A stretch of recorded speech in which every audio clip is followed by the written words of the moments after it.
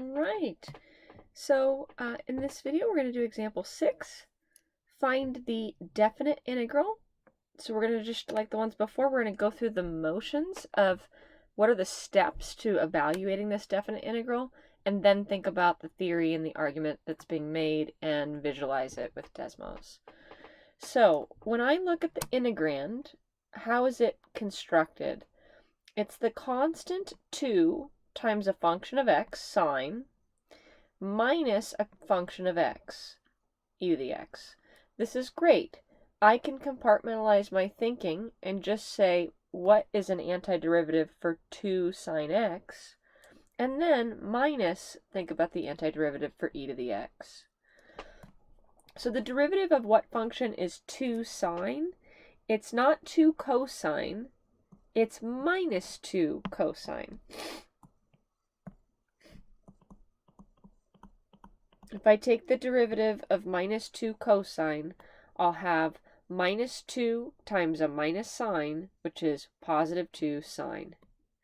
And then minus the derivative of what function is e to the x? E to the x. And now we're going to evaluate this guy at our endpoints, x going from 0 to pi. Fundamental Theorem of Calculus Part 2, we're going to plug in the red pi first, where we see the x, and then minus plugging in the 0 for x. All right, so we got minus 2 times the cosine of pi minus e to the pi.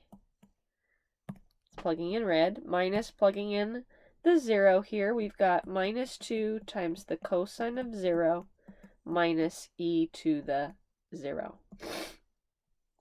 All right, and so we need cosine of pi and cosine of 0. Maybe you are a unit circle person. Here we are, pi and 0. These ordered pairs are a minus 1, 0, and a 1, 0. Or maybe you prefer just looking at the graph of cosine. That out a little bit more. Going between 1 and minus 1.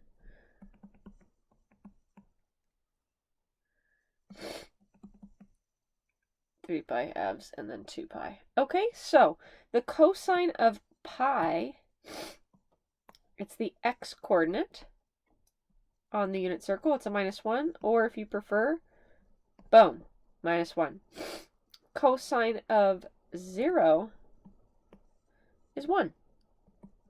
It's 1. All right, so plugging that in, simplifying, and then we are done.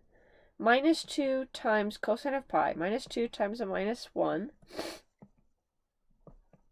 Sorry, I'm fighting a little bit of a cold / allergies. I don't mean to keep sniffing in your in your video here. Minus a minus 2 times cosine of 0, and cosine of 0 is 1. Minus e to the 0, e to the 0 is a 1. So we've got positive 2 minus e to the pi minus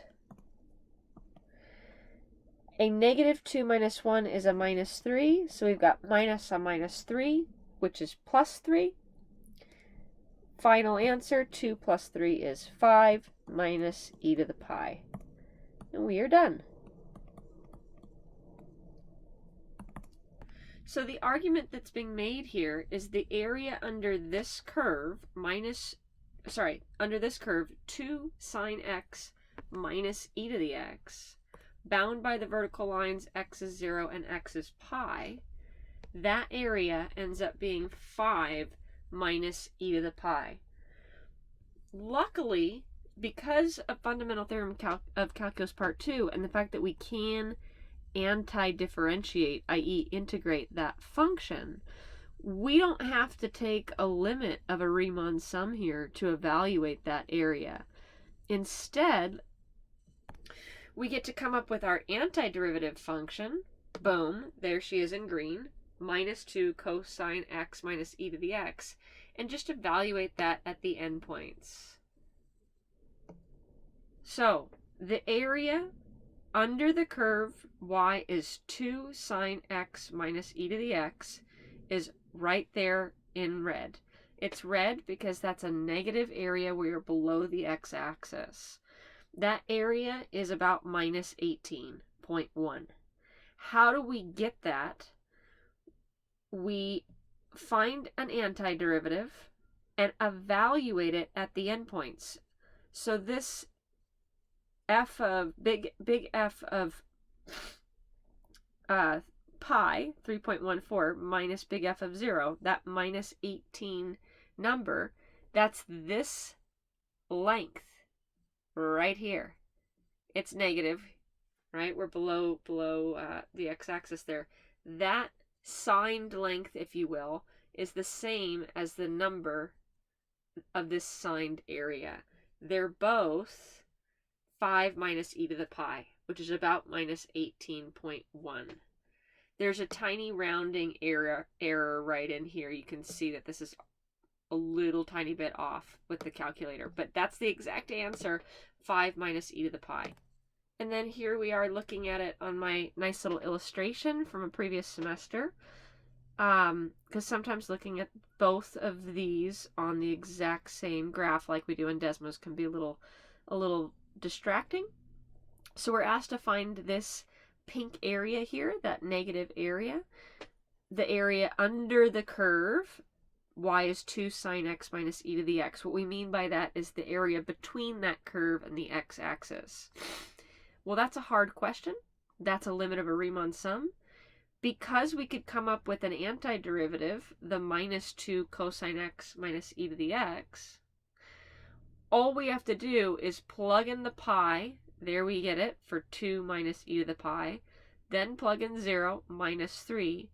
2 minus e to the pi minus a minus 3 is 2 plus 3, which is 5 minus e to the pi. That pink length, signed length, is the same as this pink signed area. All right? Thank you for watching.